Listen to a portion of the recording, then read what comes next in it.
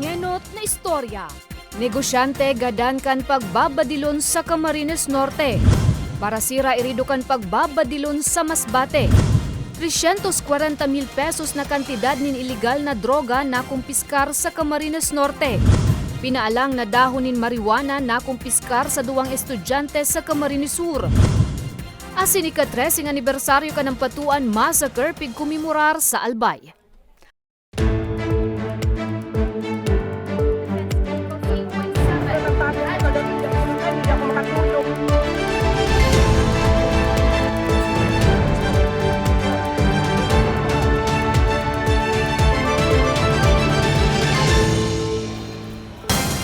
Maray na hapon, Huwebes, Nobyembre 24, taong 2022. Uninan mga istoryang Tatak Bicol. Madadangugmanan mga istoryang ini sa 88.7, Radyo Oragon Catanduanes sa 90.7, Radyo Oragon Legazpi. APEC asin Aleco pig asigurar ang trangkilo asin organisadong transisyon sa pagmanihar kan kuryente sa probinsya kan Albay. Aleco hinagad man ang kooperasyon kan miyembros konsumidor. May report si Maria Lorenzana. An Albay Power and Energy Corporation o APEC manliwat ang mamanihar sa pagkolekta kan singil sa kuryente. Ini ang pinagdoonan sa ginibang press conference kasuodma kan transition team kan Albay Power and Electric Cooperative o ALECO asin APEC. Sigun sa tagapagtaram kan ALECO, magiging padikit-dikit ang pagsalida ninda sa APEC sa pagmanihar kan kuryente sa probinsya kan Albay. Kung babalikan ta po sa tuyang SGMA, ang termination po was submitted. The member consumers decided po by viva voce to terminate the concession agreement. Very clear po ito sa SGMA. So ano po ang ginibo kang Board of Directors? In-endorse po ang kagustuhan kan mga tao via Board Resolution number 58. So Magigiramdaman na sa nangyaring botohan kan Setyembre na pagdesisyonan kan mayorya kan miyembros konsumidor na halion na sa APEC asin ibalik na sa ALECO ang pagmanihar nin kuryente sa probinsya. Nobyembre naman kan maging epektibo ang termination kan concession contract kan APEC asin ALECO. Piglinaw sa nakan ALECO na National Electrification Commission o NEA ang mamanihar naman kan transition. Sundo na maitauna hali sa APEC pasiring sa ALECO ang responsibilidad. Pangapodan sa nakan ALECO sa mga konsumidor na maging responsable sa pagbayad din kuryente. We made an appeal to all the member consumers to still pay religiously yung bills po. Because iyo po ini ang ibabayad ta po sa satuyang mga kinukuha na power bills. Kaya magbayad po pa kita habang ining ang APEC, iyo pa po ang nasa collection because time will come na kami na po sa makolekta man, ALECO na sa mga kolekta, the NEA team will be there to manage everything. Pigshare tuman kan ALECO, nagigibuhon ninda ang gabos na medyos ngani na maasigurar na magiging matrangkilo asin organisado ang pagsalida ninda sa APEC. Sarabay kita na huntay ni. Let us unite and magtarabangan sa uswagiraray ibalik su ALECO. Dahil pag dito po iniginibo, come 2041, when the franchise ends, then na po kita tatawan ng renewal of franchise. Piglalaoman na matapos ang transition sa masunod na bulan. Para sa mga storyang Tatak, Bicol, Maria Lorenzana.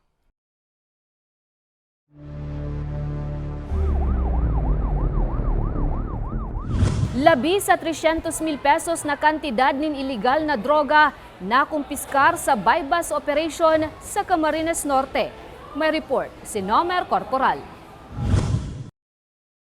Arestado ang 28 anyos na lalaki Kampurok 2 Barangay Santa Rosa Norte, Jose Panganiban sa ginibong bypass operation kang pinagsarong pwersa Campidea Bicol asin Binsons Municipal Police Station sa Barangay Kalangkawan Sur, Binsons, Camarines Norte pasado alas 4 ning aga kasudma.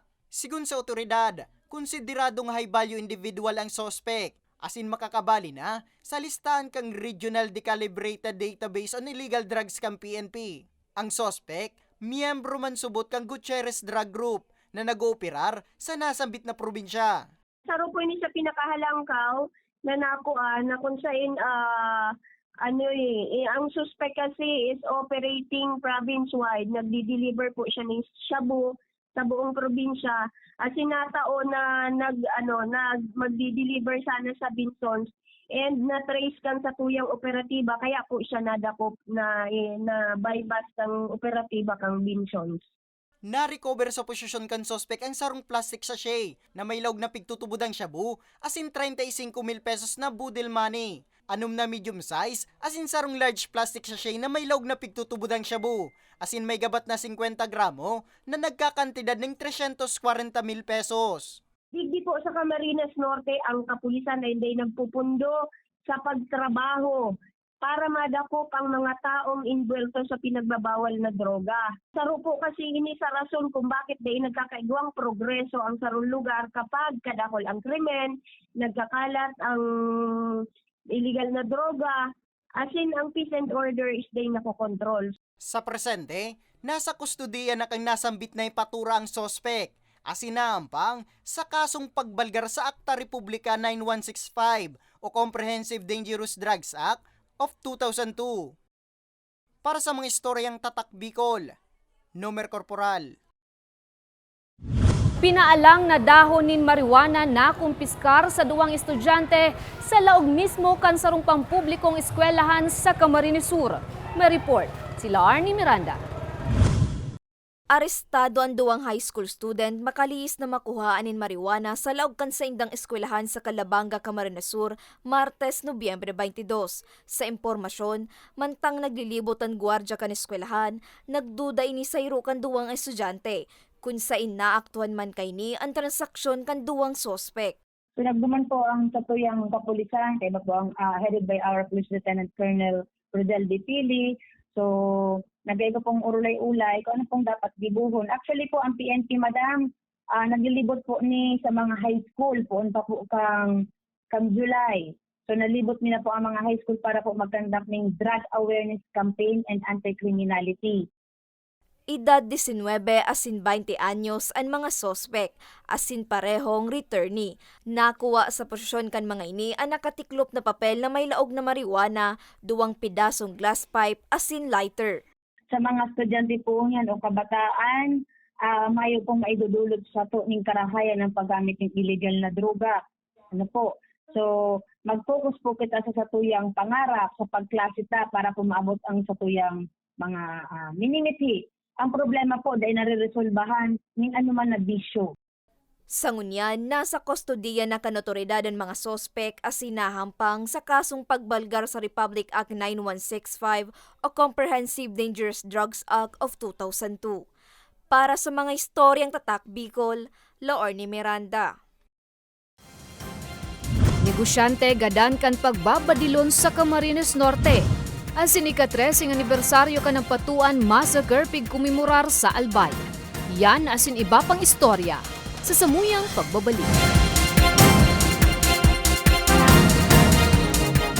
Tucked away in the province of Albay, known for its perfectly shaped Mayon volcano, Misibis Bay Resort, a locally owned 5-hectare private island resort. The resort is ready for all those looking to balance tranquility and adventure. This tropical destination is where guests can either choose to relax under the palm trees or have an adventure under the sun. It features modern and luxurious rooms and villas, recreational facilities, and sophisticated services.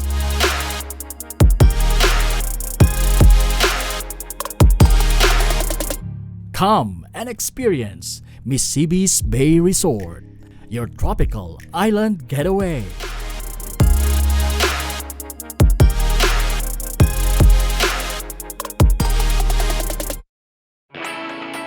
Naghahanap ka ba ng trabaho? Marunong ka bang mag-shoot ng video? Mag-edit? Magaling ka ba sa social media? Willing ka bang matuto? Graduate ng journalism o may alam na sa media? Apply na dahil naghahanap kami ng videographers para sa Camarines Norte, Sorsogon, Camarines Sur, Catanduanes at Masbate. Ipadala ang inyong resume sa actioncallcenter@gmail.com at maging pinakabagong miyembro ng aming team. Tara na! Apply na!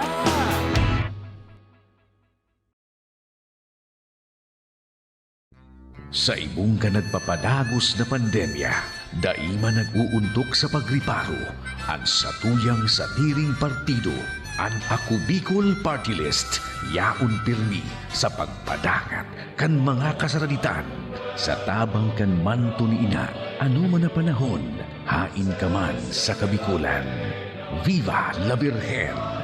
Viva Nuestra Señora de Peña Francia!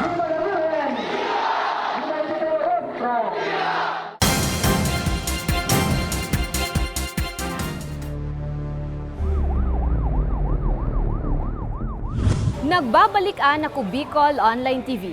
Negosyante gadan kan pagbabadilon sa Camarines Norte. May report si Mariel Lorenzana.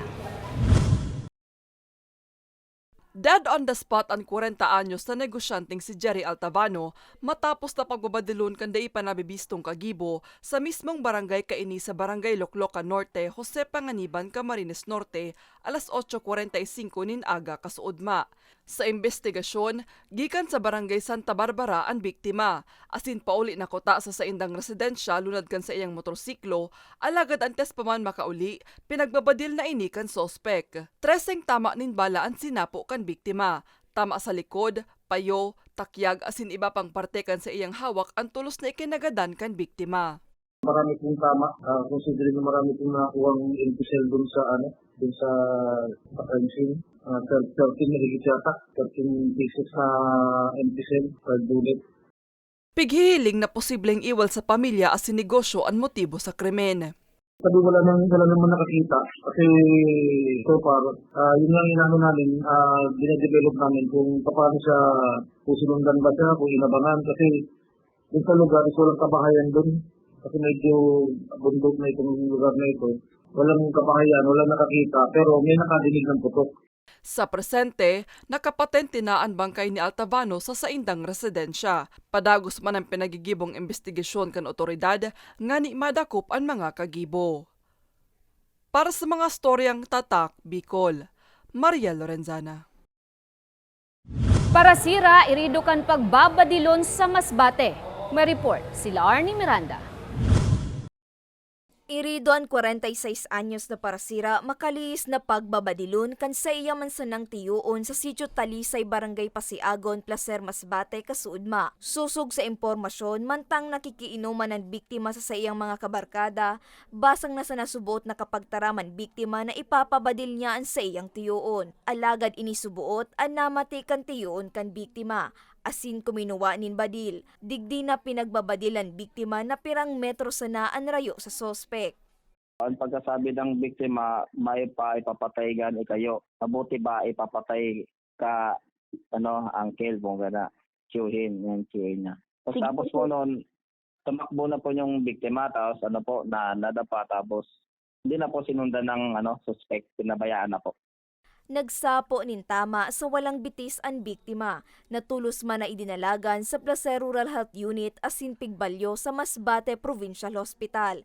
Binisto ang biktima na si Rayland Salodes, residente kan nasambit na lugar, asin ang sospek binistong si Aner Edem, 53 anyos, asin residente kan Barangay Ginawayan, Placer, Masbate.